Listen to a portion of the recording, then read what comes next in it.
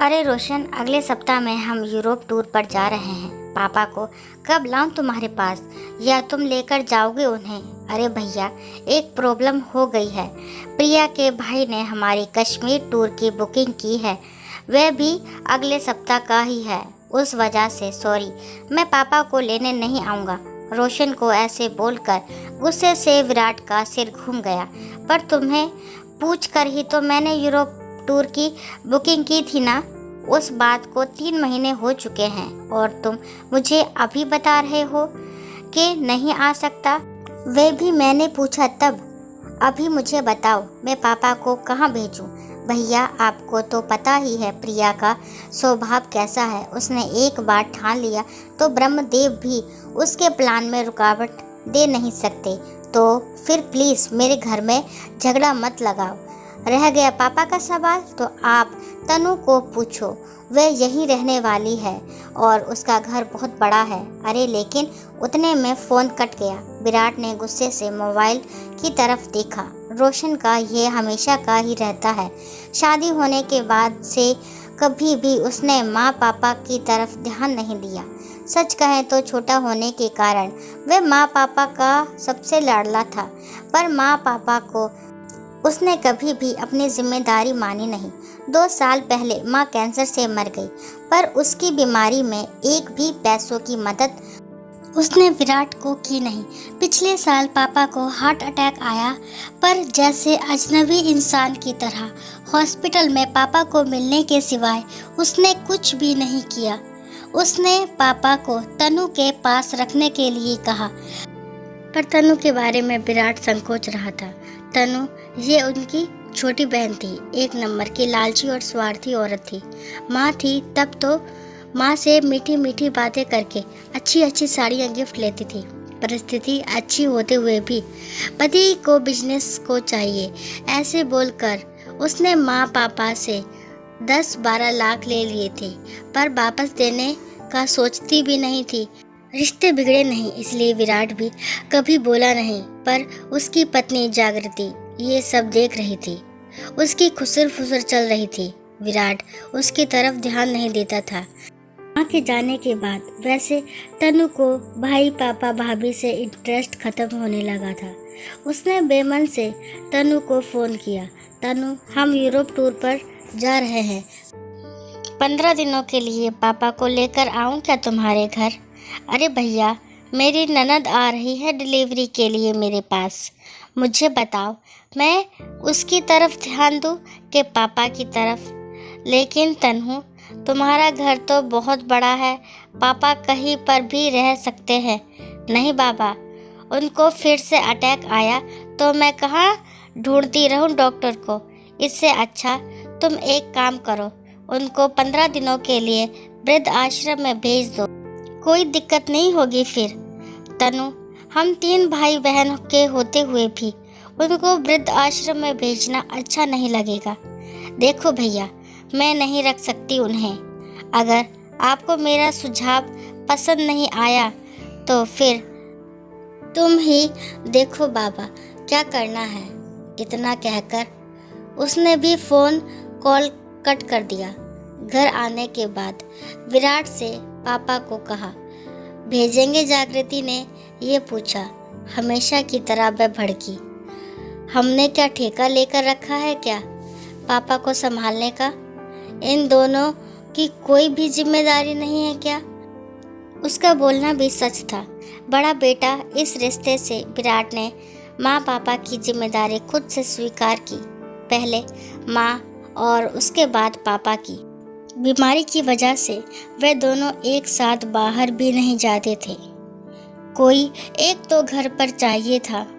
इस बार रोशन पापा को संभालने के लिए तैयार था, इसलिए उन दोनों ने यूरोप टूर की बुकिंग की थी। हनीमून के बाद पहली बार दोनों और बच्चे एक साथ ट्रिप पर जाने वाले थे। ट्रिप के सब पैसे दिए गए थे और आज अचानक रोशन ने मना कर दिया। यह सुनकर जागृति रोने लगी। विराट ने उसे समझाने की बहुत कोशिश की, पर वह मानने के लिए तैयार ही नहीं थी। मुझे कुछ नहीं पता, कुछ भी करो, हम ट्रिप पर जाएंगे ही जाएंगे। पापा को पोता पोती से सब बातें मालूम पड़ी। वे विराट को बोले, अरे क्यों इतनी टेंशन ले रहे हो तुम? रहूँगा मैं अकेला, जाओ तुम सब। ऐसा क्यों बोल रहे हो पापा आप? आपको एक अटैक आ चुका है। आपका बीपी और शुगर हमेशा कम ज़्यादा होता रहता है। कैसे छोड़े आपको अकेला यहाँ पर? विराट सच बोल रहा था, इसलिए पापा चुप बैठे थे। टूर पर जाने के लिए अभी 3 दिन बाकी थे, पर रास्ता निकल ही नहीं रहा था। विराट को टेंशन होने लगी थी। उसने सभी विकल्प सामने रखकर देखा।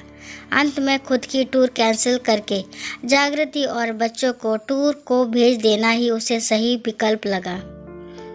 जागृति का गुस्सा और 2 लाख का नुकसान भी होने वाला था, पर उसके पास ऐसा करने के अलावा कोई और रास्ता नहीं बचा था। अंत में उसने अपना निर्णय पक्का किया और जागृति को फ़ोन करके सूचना दी। वह तो रोने लगी, पर उसे समझाने के बजाय फ़ोन काट दिया। बाद में ड्राइवर को फ़ोन करके तैयार होने के लिए कहा और वह ऑफिस के बाहर आकर गाड़ी में बैठ गया। गाड़ी ट्रैवल एजेंसी की तरफ ले जाने को कहा। बहुत टेंशन में दिख रहे हो साहब, उसके ड्राइवर जगन ने उससे पूछा। फिर विराट ने सब बातें उसे बताई। वह सुनने के बाद वह बोला, अरे साहब, फिर तुम क्यों ट्रिप कैंसिल करते हो?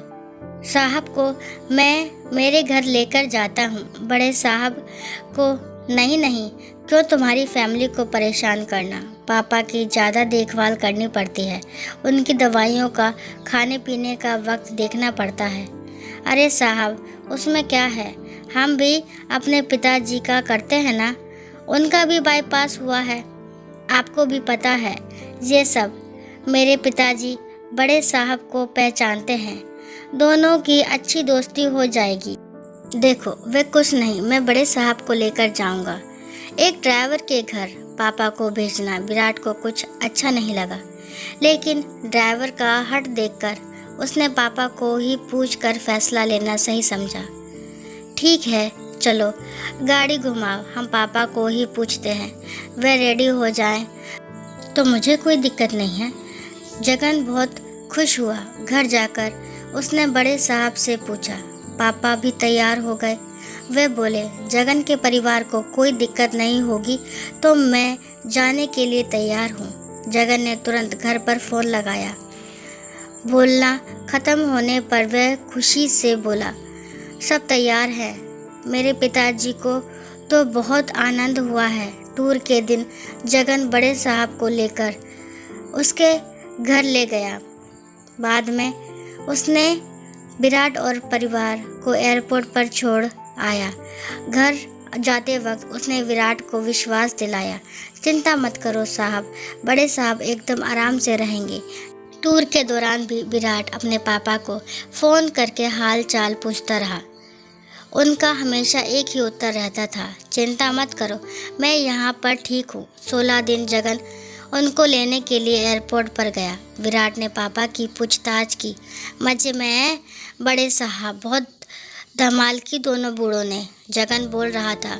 वह सुबह उठकर मॉर्निंग वॉक पर जाते थे, फिर दिन भर पत्ते और शतरंज का खेल खेलते थे, फिर शाम को मंदिर में जाकर भजन कीर्तन सुनते थे। उनकी तरह ज्येष्ठ नागरिकों के साथ चौपाटी पर बैठ कर बातें करते थे। 3 दिन पहले बड़े साहब को थोड़ा बुखार आया था, शुगर भी थोड़ी बढ़ गई थी। फिर उनको अस्पताल लेकर गया। अभी वो एकदम ओके हैं। हमें छोड़ने के बाद लेकर आना पापा को घर पर, 1 दिन रहने दो ना साहब। उनको बीमारी की वजह से उनकी मेहमान नवाजी रह गई है। अरे अभी क्यों करनी मेहमान नवाजी, इतने दिनों तक तुमने उन्हें संभाला, वह क्या कम है? ऐसा क्यों करते हो साहब? अपने घर आने वाले मेहमान को मेहमान नवाजी किए बिना कैसे भेजे? और ये मैंने संभाला, ऐसे बोलो मत, मैंने कुछ ज़्यादा नहीं किया है। बड़े साहब ही अच्छे से रहे हमारे घर। अच्छा बाबा, ऐसे बोलकर विराट ने उसे हाँ कहा। दूसरे दिन शाम को पापा घर आए। वह बहुत खुश दिख रहे थे। उनके हाथ में एक थैली थी, पैंट शर्ट का कपड़ा, टॉवल, टोपी थी। वह देखकर विराट बोला, अरे इसकी क्या ज़रूरत थी जगन? नहीं, कैसे साहब? बड़े साहब को ऐसे ही भेज देता मैं। उतने में जागृति ने विराट को अंदर बुलाया और कहा, सुनो जी, उसका एहसान मत रखो, 5-10 हज़ार उसे दे दो। विराट को वो सही लगा। जगन के घर जाकर उसने 10 हज़ार उसके हाथों में दिए। जगन ने उसकी तरफ आश्चर्य में देखा और फिर वह 10 हज़ार उसके जेब में रख दिए और बोला, ये क्या है साहब? अरे पिता को संभालने का कोई पैसा लेता है क्या भला? और हाँ, आगे भी कोई ऐसा प्रसंग आए तो बड़े साहब को बिंदास मेरे पास भेजना। विराट का मन भर आया। उसने जगन को गले लगा लिया। 3-4 दिनों बाद रोशन और तनु का फ़ोन आया। टूर कैंसिल किया था या फिर पापा को वृद्धाश्रम में रखा था, ऐसा पूछ रहे थे दोनों। विराट के मुंह से इतना ही निकला कि उस दिन असल मायने में मुझे भाई मिला जिसने पापा का ख्याल रखा। उम्मीद करती हूँ ये कहानी आपको पसंद आई होगी। कहानी पसंद आती है तो मेरे चैनल को लाइक, शेयर और सब्सक्राइब भी करें। और इस कहानी के बारे में आपके क्या विचार है कमेंट बॉक्स में ज़रूर कहें। और कहानी को लास्ट तक सुनने के लिए थैंक यू।